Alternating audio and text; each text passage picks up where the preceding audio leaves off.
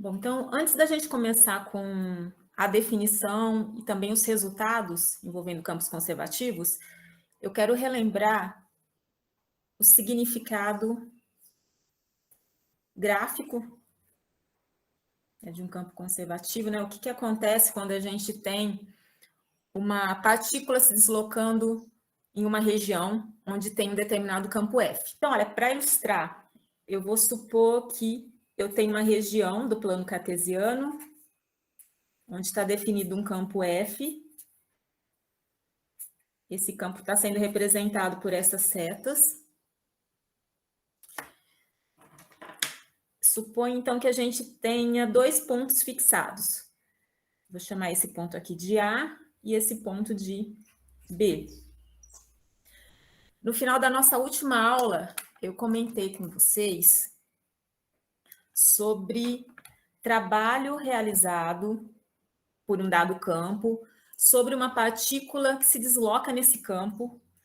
Esse trabalho é dado pela integral de linha desse campo, calculado sobre a curva. Então, por exemplo, se eu tenho uma curva que começa em A, termina em B, eu vou chamar de C1, essa curva. Então, vamos supor que ela está representando a trajetória de uma partícula, e com essa orientação, do ponto A para o ponto B. E vamos supor também que esse campo F é um campo conservativo. Se o campo é conservativo, não importa a trajetória da partícula. O que importa para a gente é o ponto onde é iniciado o movimento e o ponto onde é finalizado esse movimento. Então, ponto inicial e ponto final.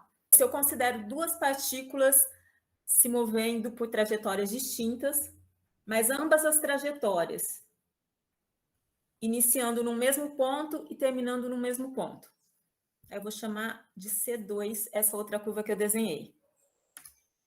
Quando o nosso campo é conservativo, o trabalho realizado por esse campo sobre essas partículas é o mesmo. Então, não depende da trajetória para o caso de campos conservativos. O que importa para a gente, o que interessa, são os pontos inicial e final dessa trajetória.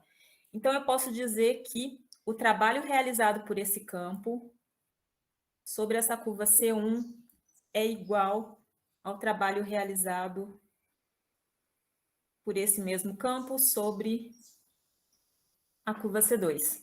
Então, vale esse resultado para campos conservativos. E eu passei para vocês também essa definição, que é a definição de campo conservativo. Inclusive, a gente trabalhou um exercício a partir dessa definição. Então, a gente sabe que um campo é conservativo quando existe uma função escalar, que a gente denotou por F minúsculo. No caso, quando a gente trabalha com campos de R2 em R2, essa função sai de R2 e chega em R. Então, é uma função escalar, ela tem contradomínio em R, e ela é dita uma função potencial do campo. E essa função satisfaz a seguinte condição: o gradiente dela é igual ao campo. Então, a partir dessa identidade, a gente consegue determinar quem é essa função potencial. Foi isso que a gente fez em um dos exercícios da aula passada.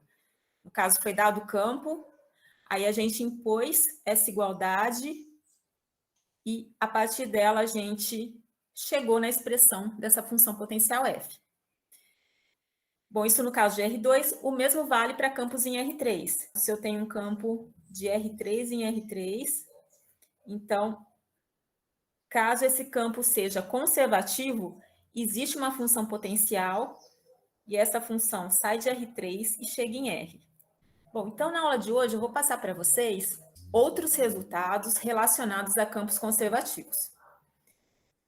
O primeiro resultado é esse daqui.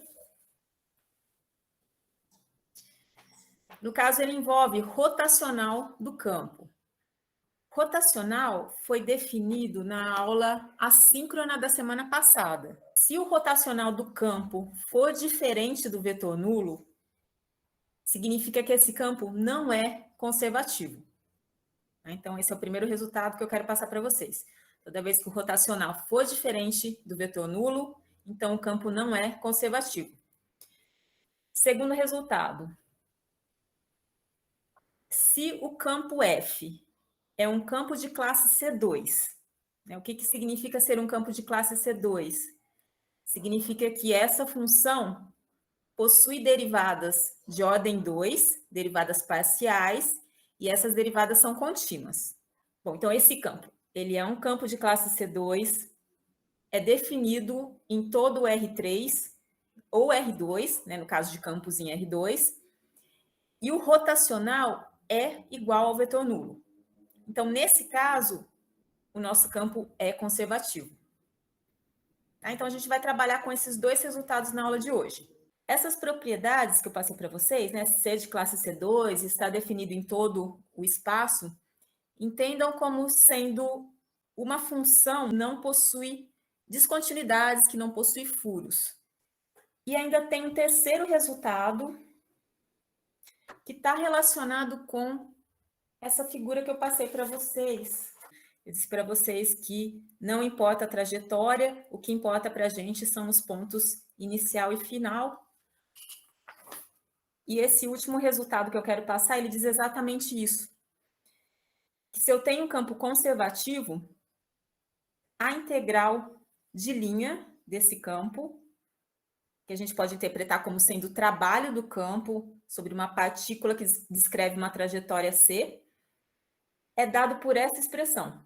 Então, observem que aqui está entrando a função potencial, né, que é a função f, né, já que ele é conservativo, ele possui essa função potencial, e eu estou calculando ela no ponto final da trajetória, né, da minha curva C, menos essa função calculada no ponto inicial.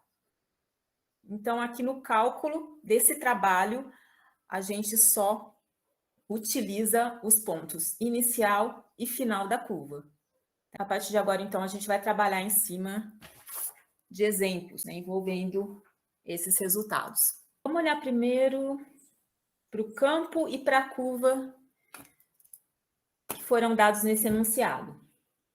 Olha, no caso é um campo definido em R2, é uma função com duas coordenadas.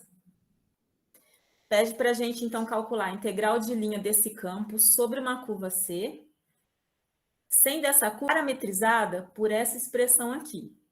E o parâmetro varia de 0 a π. Então, é uma curva limitada. Bom, antes da gente olhar para o gráfico dessa curva, percebam que as funções coordenadas envolvem seno e cosseno. Então, toda vez que a gente tem seno e cosseno, as nossas funções coordenadas, isso acaba submetendo a círculos ou a curvas que realizam espirais. Quando a gente tem constantes multiplicando seno e cosseno, isso acaba dando para a gente circunferências. A gente viu isso em aulas anteriores. Nesse caso, a gente tem a função exponencial, multiplicando tanto seno quanto cosseno. Significa que, conforme a gente varia o parâmetro t, conforme a gente aumenta esse parâmetro, esses valores também aumentam. Então, imaginem uma partícula descrevendo um movimento circular, mas aumentando o raio, né, aumentando a distância da origem com o passar do tempo. Então, ela vai acabar descrevendo uma espiral. E nesse caso, como eu estou limitando o t, a gente vai pegar só um pedaço dessa espiral. Foi justamente o que eu desenhei aqui na figura para vocês.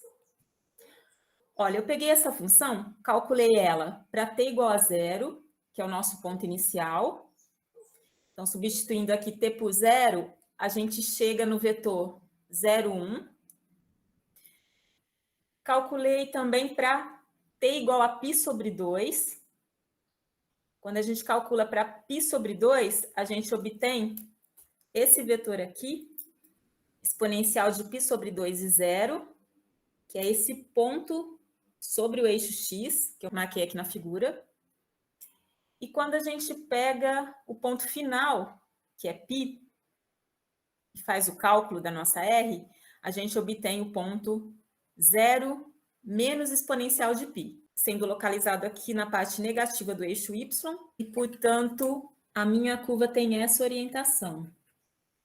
Ela começa no ponto 0,1 e termina no ponto 0 menos exponencial de π. Então, essa é a curva C. No caso de campos conservativos, existem 3 formas de se calcular esse tipo de integral.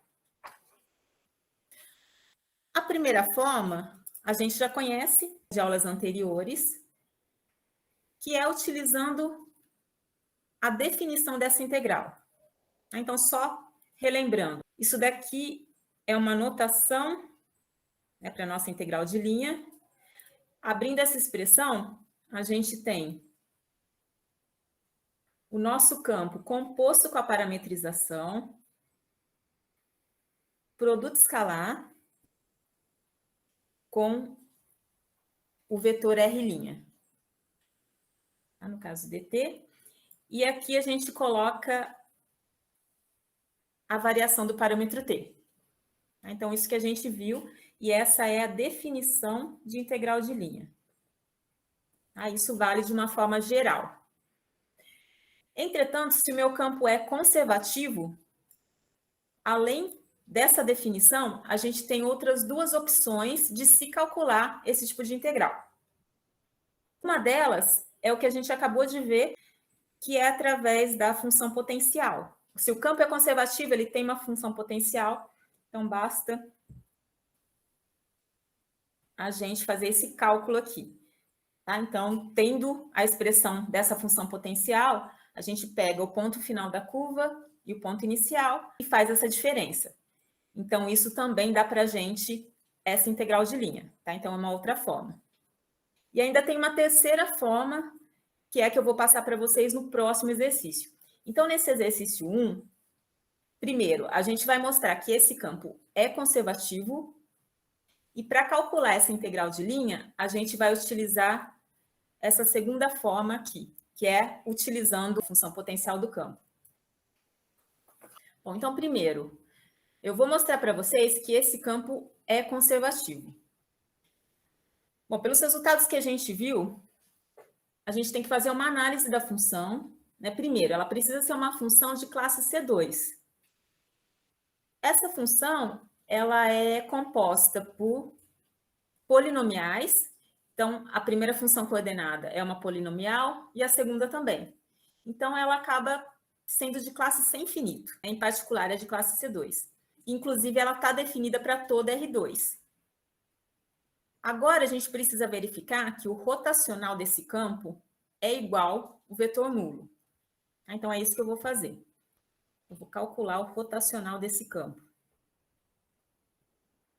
Bom, o rotacional do campo é dado pelo seguinte produto vetorial. O produto vetorial desse operador com o nosso campo F. Esse operador é composto pelas derivadas parciais. Quando a gente está trabalhando com campos em R2, então, na primeira entrada, a gente coloca a derivada parcial em relação a x, e na segunda, derivada parcial em relação a y. Se a gente estiver em R3, a gente acrescenta a derivada parcial em relação a z. Bom, cálculo de produto vetorial. A gente utiliza uma matriz 3×3. Na primeira linha, a gente coloca os vetores i, j e k. Na segunda linha, entram as coordenadas do primeiro vetor, né? No caso, esse vetor é um operador. Como eu disse para vocês, aqui acabam entrando as derivadas parciais. Então, em relação a x, em relação a y, já que a gente está trabalhando com campo em R2.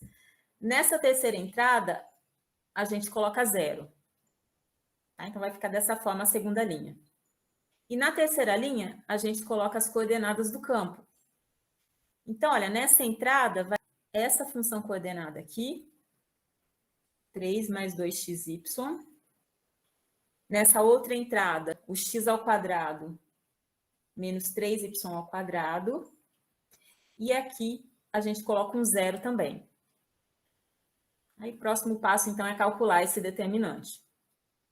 Tá? Então, isso para rotacional de campos em R2. Então, a gente faz dessa forma, preenche essas entradas com zero. Se a gente estiver trabalhando com campo em R3, então aqui vai entrar a derivada parcial em relação a z, e aqui acaba entrando a terceira função coordenada do campo, né? Porque ele vai ser um campo com 3 coordenadas.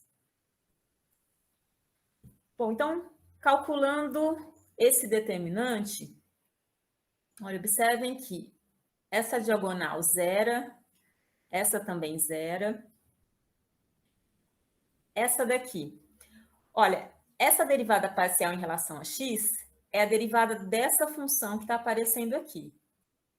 Então, olha, eu vou ficar com derivada em relação a x de x ao quadrado menos 3y ao quadrado multiplicado pelo vetor k.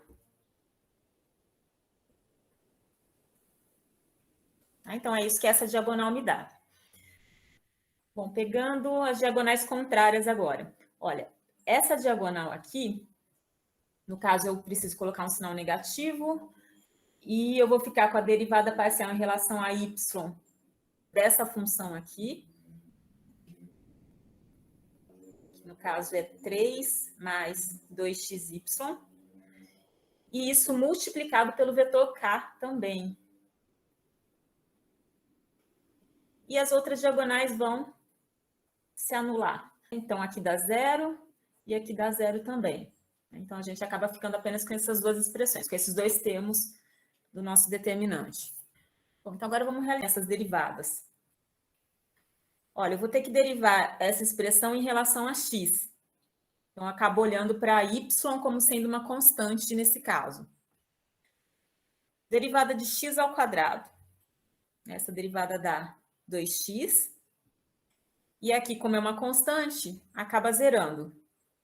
Bom, então, essa expressão a gente vai multiplicar pelo vetor k.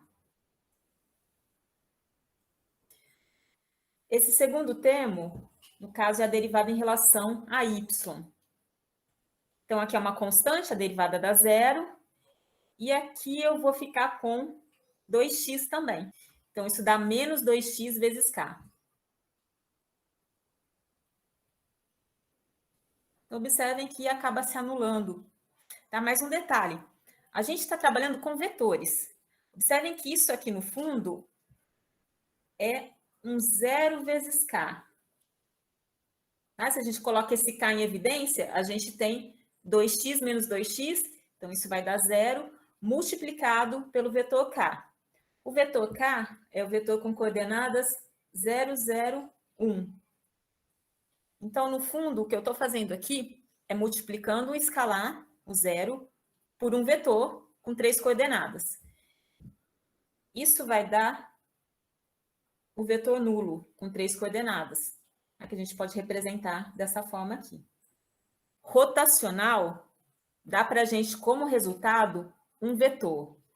E sempre um vetor de R3. Isso independente do campo ser um campo de 2 coordenadas ou 3 coordenadas, a gente acaba sempre obtendo um vetor de R3, tá? Um vetor com 3 coordenadas. Então, nesse caso, deu vetor nulo. E a gente conclui que esse campo é um campo conservativo. Verificado isso, o próximo passo é calcular a integral. Como eu disse para vocês, a gente vai utilizar a função potencial para chegar no valor dessa integral de linha. Primeiro passo, então, é descobrir quem é a função potencial do nosso campo. E, por definição, a gente sabe que essa função satisfaz essa condição aqui. O gradiente dessa função potencial é igual ao campo F. Então, é isso que a gente vai utilizar. Bom, nesse caso, eu estou trabalhando com o campo de R2. Então, o gradiente vai ser a derivada em relação a x e a derivada em relação a y. E o meu campo é dado por essa expressão aqui, tá? Então, vou passar para cá. 3 mais 2xy na primeira coordenada, x ao quadrado menos 3y ao quadrado na segunda. Bom, então, a partir dessa identidade, a gente monta um sistema com duas equações. Então, na primeira equação, eu tenho a derivada parcial de f em relação a x. Essa derivada é igual a 3 mais 2xy.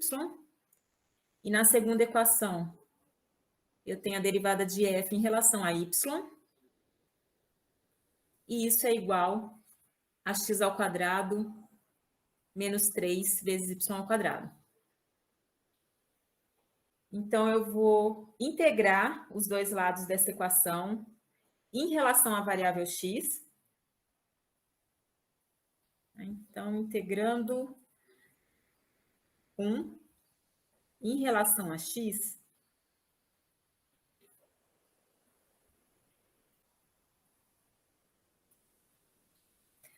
bom, então essa integral acaba dando a função f. Desse lado, integrando em relação a x, a gente obtém 3x. Aqui vai aparecer um x ao quadrado sobre 2, então já vou cancelar 2 com 2.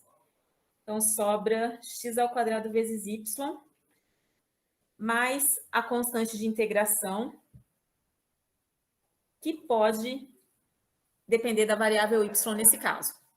Tá? Então, vamos chamar de cy. Bom, o que eu vou fazer agora? Eu vou pegar essa equação 3 e vou derivar em relação a y. E o resultado eu vou comparar com a equação 2. Então, derivando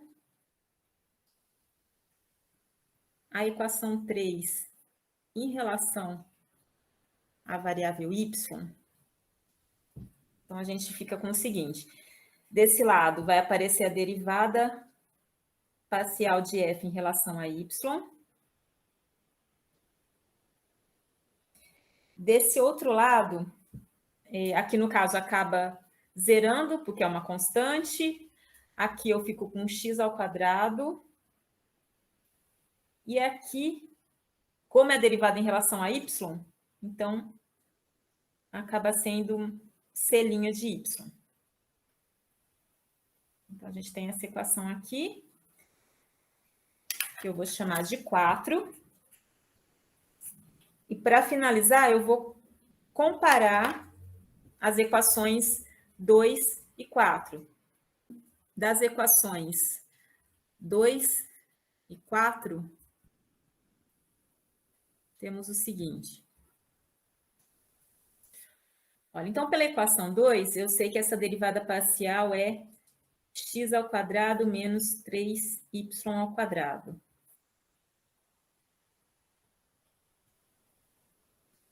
Tá? Então, isso pela equação 2. E pela equação 4, eu tenho que essa derivada é x ao quadrado mais c' de y.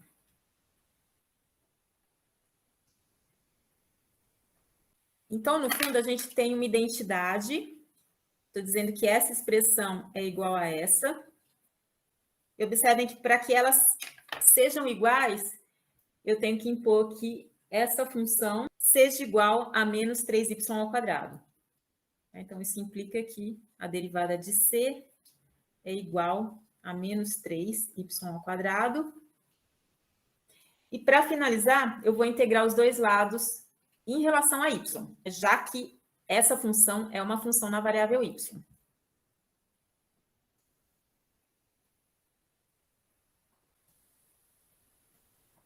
Desse lado, eu acabo ficando com a minha função cy. Desse outro lado aqui, eu fico com menos 3 vezes y ao cubo dividido por 3. Eu vou cancelar 3 com 3, acaba sobrando menos y ao cubo, mais uma constante de integração, que nesse caso é um valor real. Essa constante, podem adotar ela como sendo zero. Bom, então, essa é a nossa função c. E para finalizar, então, eu volto e substituo a expressão de cy aqui. Então, fazendo a substituição na equação 3, temos que a função f, que é a nossa função potencial, é igual a 3x mais x ao quadrado vezes y, mais a função c, que é menos y ao cubo. Então, essa é a função potencial do campo F. Bom, tendo essa função, a gente consegue, então, calcular a integral de linha. A integral de linha do nosso campo F sobre a curva C, pelo fato desse campo ser conservativo, ela pode ser calculada por essa expressão, onde B é o ponto final da curva C e A é o ponto inicial. Aqui a gente já calculou quem são esses pontos. Esse ponto é o que eu estou chamando de A. O ponto B é o ponto final, que é o ponto obtido quando a gente toma o t igual a π. É o ponto de coordenadas 0 e menos exponencial de π. Então, esse daqui é o ponto B. Então, deixa eu passar para cá. Olha, o ponto A é o ponto com coordenadas 0 e 1. E o ponto B tem coordenadas 0 e menos exponencial de π. E eu vou passar também para cá a expressão que a gente obteve da nossa função potencial. Bom, então vamos calcular essa diferença. Então, essa integral é dada pela função f calculada no ponto B. Então, quando a gente considera essas coordenadas, observem que os termos que têm a variável x vão se anular. No caso, esse primeiro termo se anula, o segundo também. Acaba sobrando esse último, que é o menos y ao cubo. E, nesse caso, o nosso y é menos exponencial de π. Então, eu vou ficar com menos exponencial de π elevado a 3. Então, essa é a nossa função potencial calculada no ponto B.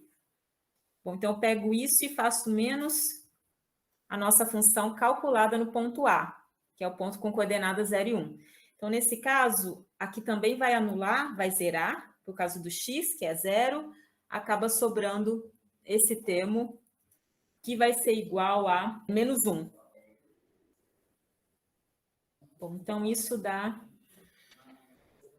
exponencial de 3π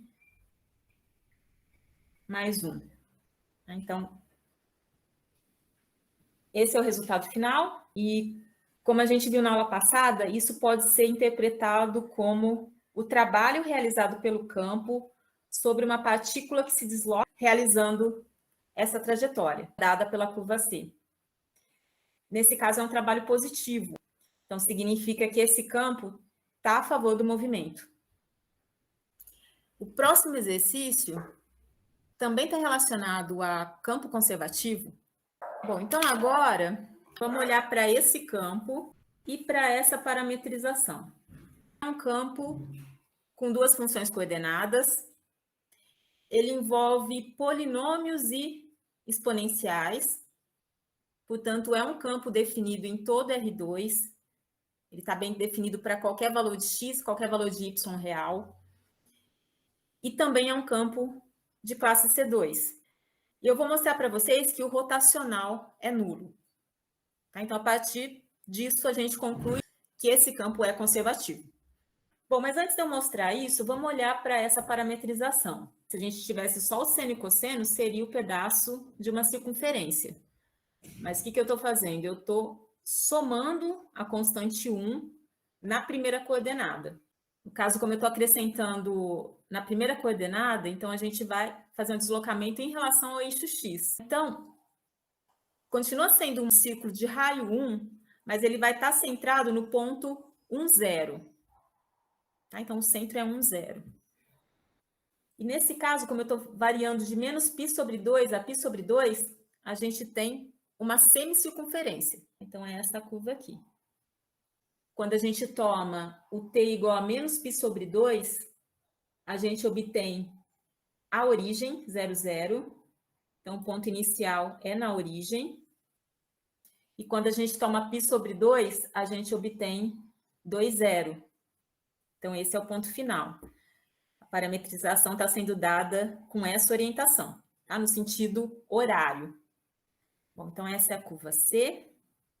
E vamos calcular, então, o rotacional para ver que, de fato, esse campo é um campo conservativo. Na primeira linha, eu coloco os vetores I, J e K. Na segunda, entram as derivadas parciais. E aqui na terceira linha, eu coloco as coordenadas do campo F. Então, aqui vai entrar exponencial de xy mais xy vezes exponencial de xy. E aqui na segunda entra x ao quadrado exponencial de xy.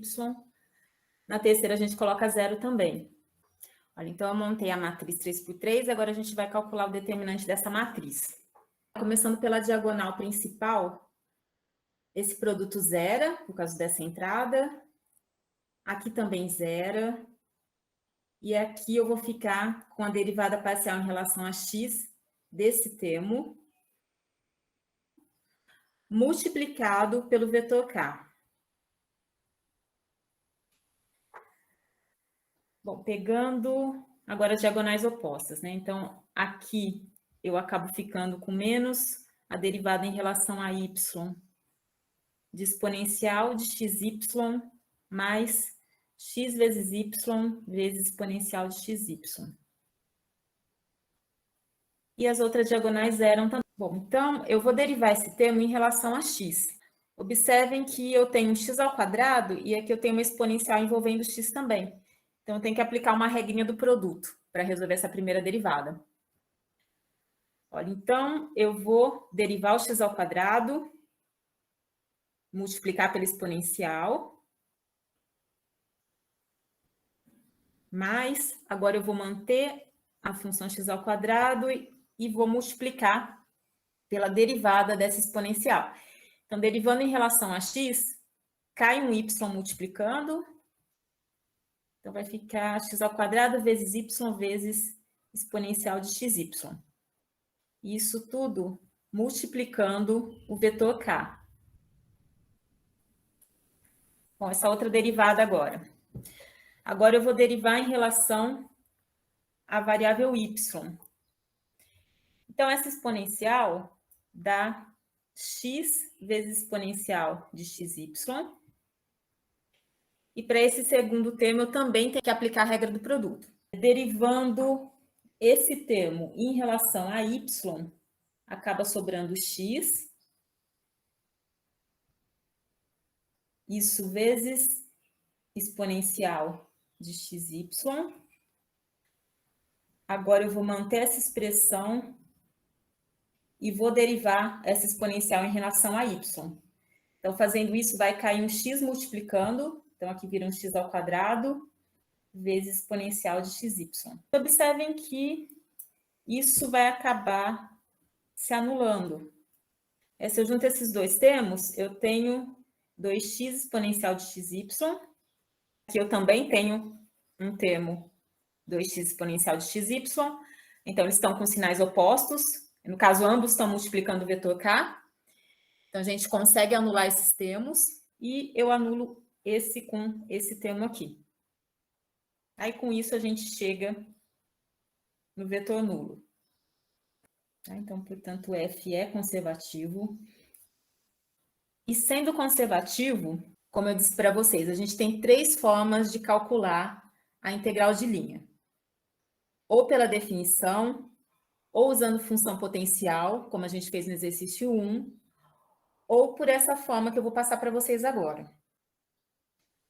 Lembrem-se que, quando o campo é conservativo, o que é levado em consideração são os pontos inicial e final. Então, perceba que se a gente considera qualquer curva que comece na origem 0, 0 e termine nesse ponto, que é o ponto 2, 0, a gente vai ter o mesmo trabalho do campo F. independente do formato dessa curva. Nesse caso, a gente acaba considerando um segmento unindo esses pontos. A orientação tem que ser a mesma da curva C, então tem que partir do ponto 00 e chegar no ponto 20. Tá? Então, a gente tem que manter o sentido, né? A orientação. Eu vou chamar essa curva de C barra, e a nossa integral vai ser calculada sobre essa curva C barra. Então, vamos passar para cá. Então, o primeiro passo é parametrizar essa curva. Essa parametrização eu vou chamar de R2. Então, uma forma de descrever esse segmento é por essa função t0, fazendo o t variar de 0 a 2. Então, quando a gente toma o t igual a 0, a gente tem o ponto inicial, que é a origem, e quando a gente toma o t igual a 2, a gente tem o ponto 20, que é o ponto final. Então, essa função é uma parametrização dessa curva C barra. Ela descreve esse segmento que foi dado. Agora eu vou calcular a integral do campo sobre essa curva. E isso é igual à integral do campo sobre a curva C, que é essa curva aqui. E pelo fato do meu campo F ser conservativo, eu tenho essa identidade. Então, abrindo essa expressão, eu vou ficar com a integral de 0 a 2 do campo F composto com a parametrização R2, que é a função T0, produto escalar com a derivada dessa parametrização, que no caso vai dar o vetor 1, 0, dt.